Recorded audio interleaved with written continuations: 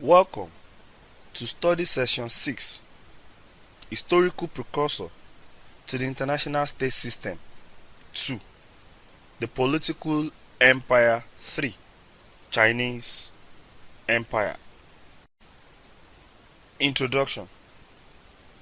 Here, you will learn about ancient Chinese Empire as one of the historical precursor to the modern international state system. Learning outcomes. When you have studied this session, you should be able to 1. Examine the historical development of the Chinese Empire. 2. Identify the political units of the Chinese Empire. 3. Describe the system structure of the Chinese Empire. 4.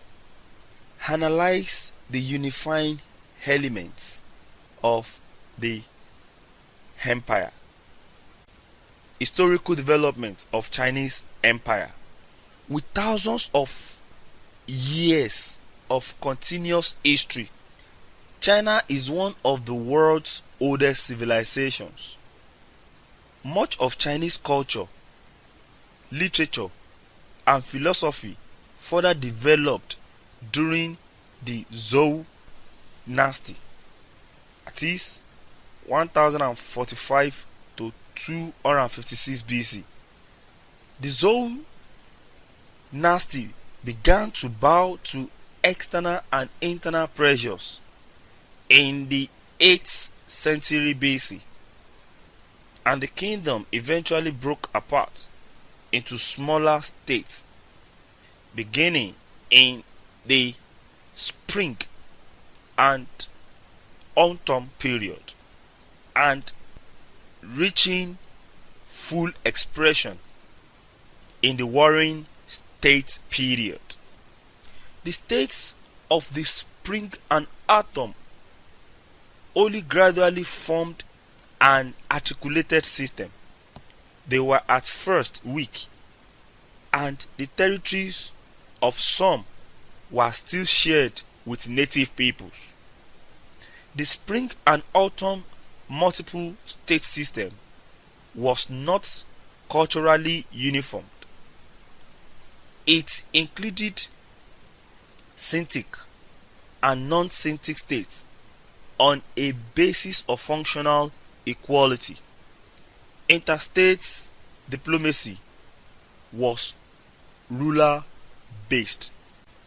China was eventually united under one of the regional kings, the first emperor Qin Shi Huang, in 221 BC. The Qin dynasty, if founded, only lasted for 12 years, but the emperor wielded absolute power over all of China. The emperor was despotic, ordering the burning of books to remove all evidence of any earlier dynasties and burying many scholars alive by sealing them in a room. His tight control of China allowed him to conscript massive labor force, allow him to construct ambiguous projects like the Great Wall of China.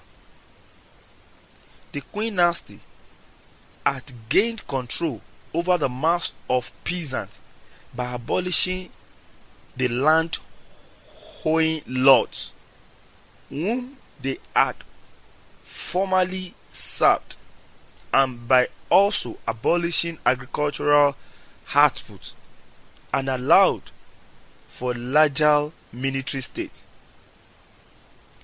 The Han dynasty that followed the Qin ruled over a golden age in Chinese history.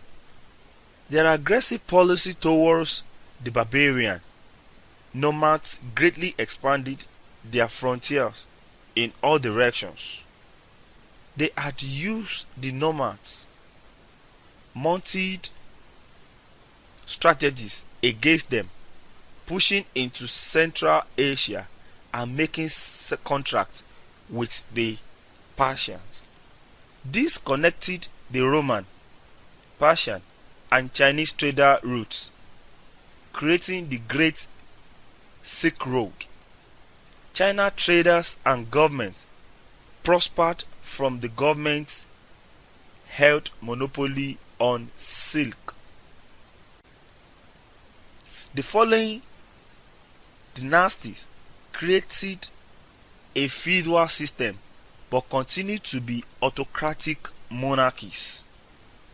Civil wars also fractured China into different kingdoms periodically throughout the 2020 years of dynastic rule. Eventually, the nomadic tribe got the upper hand in the endless struggle between them and China, and they created dynastics of their own. Eventually, Chinese military fell behind in the development of firearms, and ruling dynasties lost much of its influence and control. In 1911, the last dynasty was overthrown. Thousands of years of dynastic government had ended. China would now be known as the Democratic Republic of China.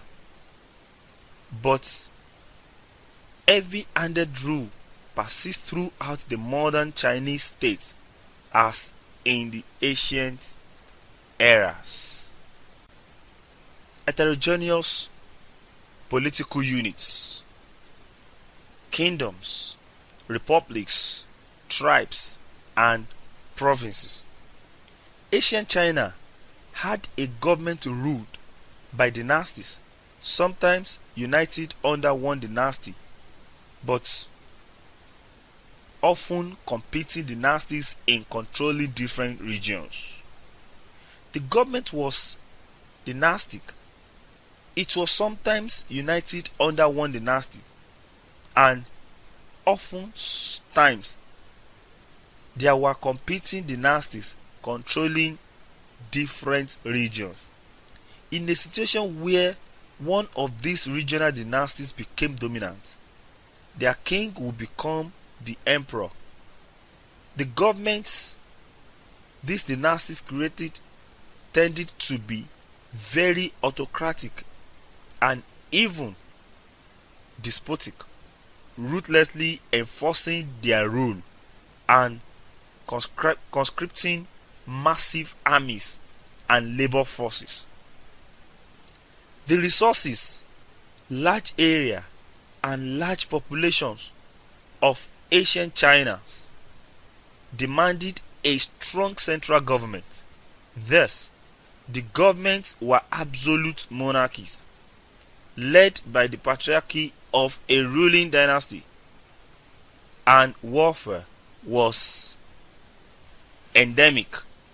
Instead of letting local kings run local governments, Qin sent out governors and judges that he had chosen himself, who were loyal to China and not to the local king. Chinese Empire System. Take 2. Chinese Empire System structure comprised direct rule, indirect rule, and local autonomy. Unifying elements. Military.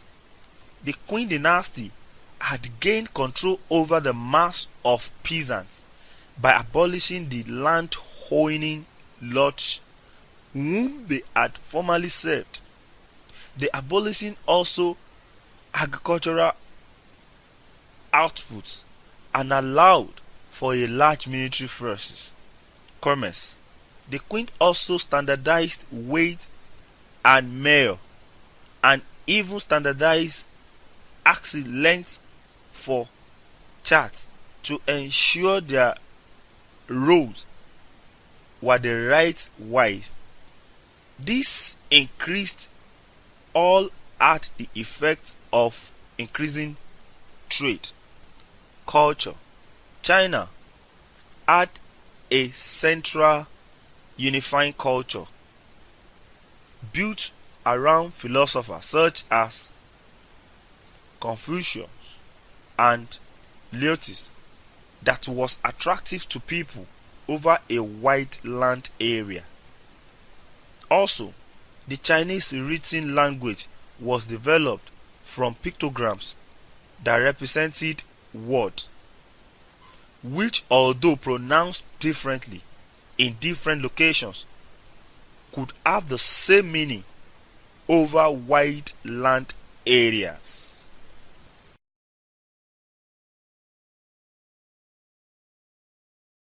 Ancient Chinese diplomacy.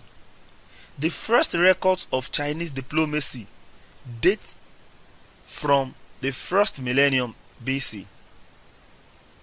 By the 8th century BC, the Chinese had leagues, missions, and an organized system of polite discourse between their many warring states, including resident envoys who served as hostages to the good behavior of those who sent them.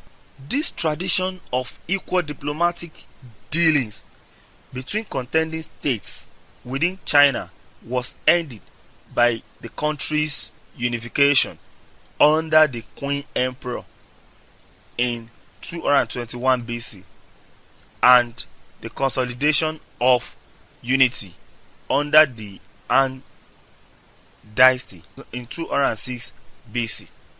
Once each succeeding Chinese dynasty had consolidated its rule at home and established its border with the non-Chinese world, its foreign relations with the outside world were typically limited to the defense of China's borders against foreign attacks or incursions.